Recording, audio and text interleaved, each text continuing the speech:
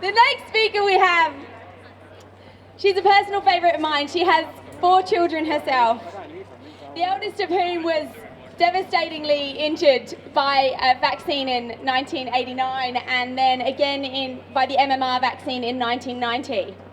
And this was the start of her journey, and she was definitely a parent with a lot of questions.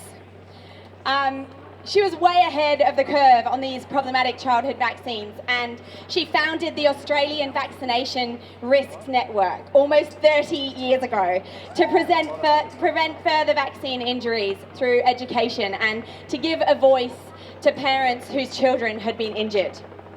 Since then, her and the AVN have worked tirelessly on the vaccination front lines across all spheres, political, legal, and on the ground to protect our community. One of their biggest achievements was getting a conscientious objector clause enshrined in the legislation so that nobody could be discriminated against for not getting vaccinations.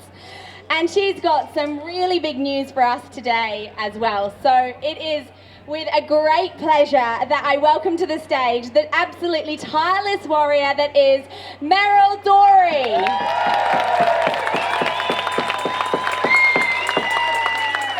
Thank you, Claire, and thank you, everyone. Every time I come here, the crowd is just bigger and more hyped up, and you know what? We need that because we are reaching the critical stage of what has been happening right now. For the last 2 years, the government, the media, and the medical community have worked tirelessly to make us all terrified of each other, of an invisible virus, and of anything else you could possibly imagine, to keep us separated, to make us fearful of each other, to make us not want to be together like we are here, to make us in our own little houses, our own little apartments, not talking to anyone else, not doing anything with anyone else, just hiding. They wanted us to hide, and they worked really hard to do it. But I've got to tell you right now, it's not the people who are terrified, it's the government.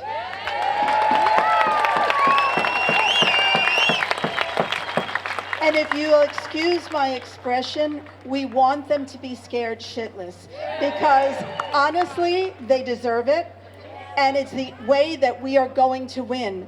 When you look at Mark McGowan in WA, when you look at Michael Gunner in the Northern Territory, and my personal least favorite, Dan Andrews down in Victoria, round of boos for these people, round of boos. I love it. Somebody has a dictator Dan punching bag, that's beautiful. I want a shot later on, okay? It even has a target.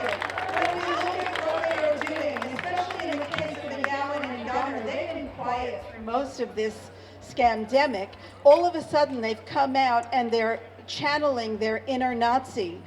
And the reason they're doing this is because they know, without a doubt, that they are losing and losing badly. Now, the AVN has watched cases come and go. We've watched cases and we've supported them all, and we've wanted all of them to be successful, but none of them were, sadly. We, about 3 months ago, met a retired barrister by the name of Julian Gillespie, and he came to me on Under the Wire, and he had an idea, and it was the most brilliant idea I had ever seen. And we got behind it wholeheartedly. And this idea will be going to court next week. We wanted, thank you. We wanted to go to court before the rollout started, but it wasn't possible up to the 5 to 11s. The idea that young children are going to be jabbed with a bioweapon, which is exactly what it is. It is not a vaccine. It is not even a genetic device. It is a bioweapon.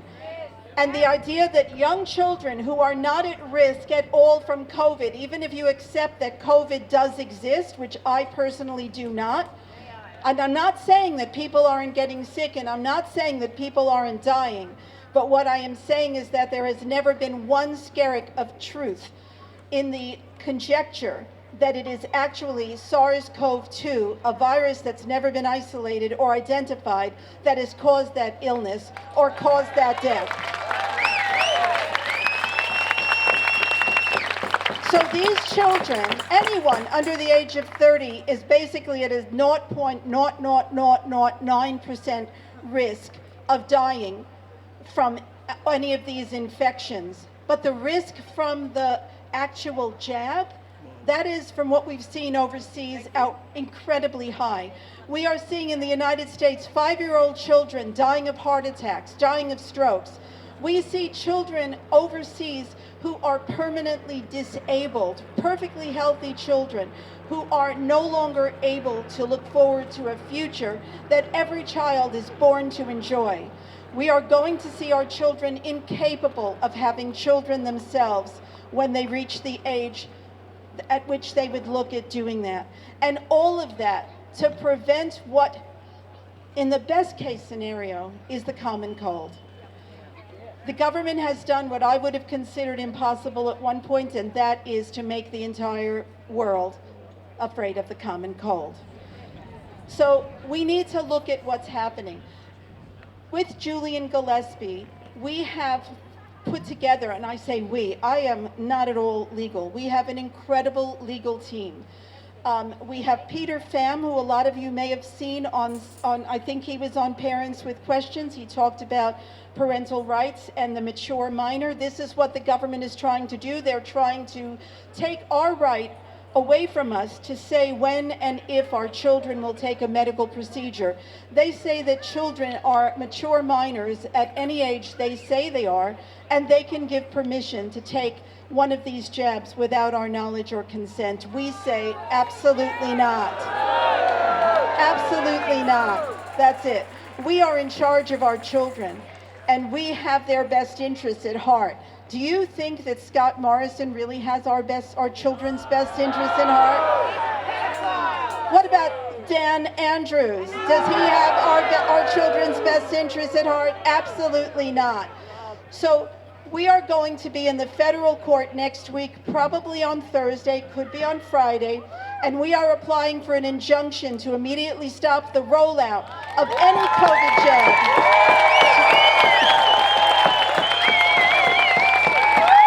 That's how I feel too. To any children between the ages of 5 and 11. And sadly, we have gotten credible reports of, in the 1 week since this rollout started, of children that age dying immediately following the jab. This is a crime against humanity. This is child abuse. And I am not saying that the parents who are doing this are abusing their children. They have their children's best interests at heart. They have been lied to by the government, the medical community, and the media, which is why we need to do what Adam Gibson had said, and we need to have these uncomfortable conversations with them and tell them that there is another side. Maybe not tell them, but ask questions about it. Please do go to Parents Without Questions, print out the flyers, and also watch the excellent videos by the psychologist that tells you how to communicate with these parents. We need to do this. If you can save one child's life before Monday, you've had a great weekend. Okay. But we are not stopping at the injunction. The injunction is a temporary measure until the first week in February, when we go for our major case again in the Federal Court of Australia. This case is going to be demanding that the Secretary of the Department of Health do his damn job and cancel or suspend the provisional approvals for every single COVID jab at use in Australia right now. We don't want them. We don't need them. And they are killing so many of our countrymen and women. Right now, on the TGA website, there is something you can look up. It's the TGA Weekly Safety Report. Just look that up in Google or wherever you look it up. As of the 13th of January, there have been 726 deaths and just under 100,000 reactions. Almost all of these have been reported by medical people. So these are generally not people reporting their own reactions, though people should. 726 and almost 100,000. Now, we've been told by people who study this that this is an underreporting factor of between 31 and 100 times. Work it out yourself.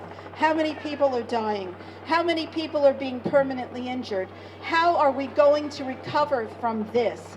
And now we're doing it to our children, our precious, innocent children who really and truly do not deserve this. So we as parents need to take this responsibility, and we as friends, neighbors, relatives need to be having these conversations with everyone. In the beginning, it was just the AVN doing this on our own. In the last few months, we have started to work together with other organizations like Parents with Questions, like the Children's Health Defense, like Tricky and the People's Revolution. We are united, we are strong, and we are not going to give up until all of these jabs have been removed from the Australian schedule and nobody has to ever face a mandatory jab again. It is your body. It is your choice. It is your child. It is your choice. Thank you so much, everyone, and thank you to the organizers once again for an incredible event. Thanks.